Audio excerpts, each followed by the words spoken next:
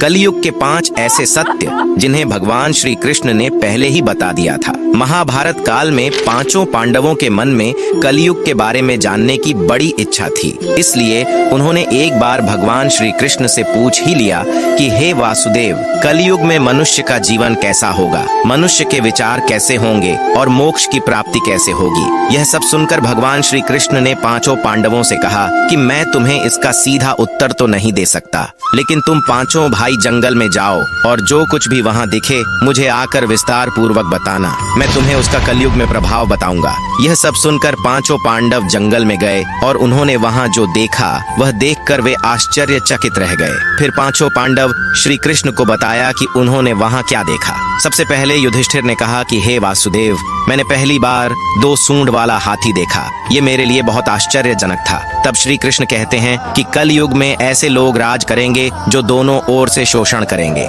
कहेंगे कुछ और करेंगे कुछ और, मन में कुछ और होगा और कर्म कुछ और ही करेंगे। ऐसे ही लोगों का कलयुग में राज होगा। उसके बाद अर्जुन ने कहा कि हे वासुदेव, मैंने जो देखा वह तो इससे भी आश्चर्यजनक था। मैंने एक पक्षी देखा जिसके पंख पर वेद लिखे थे, लेकिन वह मांस खा रही थी। तब श्री कृष्ण बताते हैं कि कलयुग में ऐसे लोग रहेंगे जो बड़े ज्ञानी कहलाएंगे। वे ज्ञान की चर्चा तो करेंगे, लेकिन उनका आचरण राक्षसों जैसा होगा। कलयुग के मनुष्य धन और संपत्ति के लोभी होंगे, भले ही उनके पास कितना भी ज्ञान क्यों ना हो। उसके बाद भीम ने कहा कि एक गाय अपने बछड़े को इतना चाटती है कि बछड़ा लहू लोहान हो जाता है। तब श्री कृष्ण कहते हैं कि कलयुग में माँ के बच्चों की प्रति ममता इतनी बढ़ जाएगी कि उन्हें अपने विकास का अवसर ही नहीं मिलेगा, जिसके कारण मोह माया में पड़कर वे बर्बाद हो जाएंगे। इसके अलावा जब किसी का बेटा घर छोड़कर साधु बनेगा तो हजारों लोग उसके दर्शन करने जाएंगे, लेकिन जब खुद का बेटा साधु बनेगा तो वे रोएंगे कि मेरे बेटे का क्या होगा।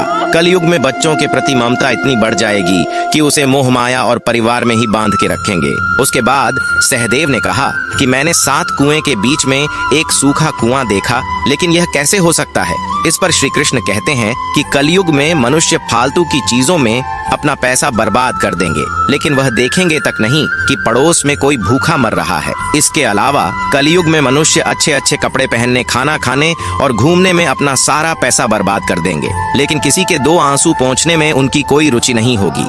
इसके बाद नकुल ने कहा कि एक चट्टान सभी पेड़ पौधे को तोड़ रहा था, लेकिन वह एक छोटे से पौधे पर टकराकर रुक जाता है। इस पर श्री कृष्ण कहते हैं कि कलयुग में लोगों का जीवन पतन हो जाएगा। ऐसे में हरि नाम का एक छोटा सा शब्द उस पतन को रोक पाएगा। अर्थात कलयुग में भी जो मनुष्य धन के लोभ को छोड़कर हरि नाम का जाप करेगा उसे कोई कष्ट नहीं होगा और मृत्यु के बाद उसे मेरी चरणों में जगह मिलेगी। दोस्तों, इस वीडियो को शेयर करके कमेंट में जय श्री हरि अवश्य लिखें।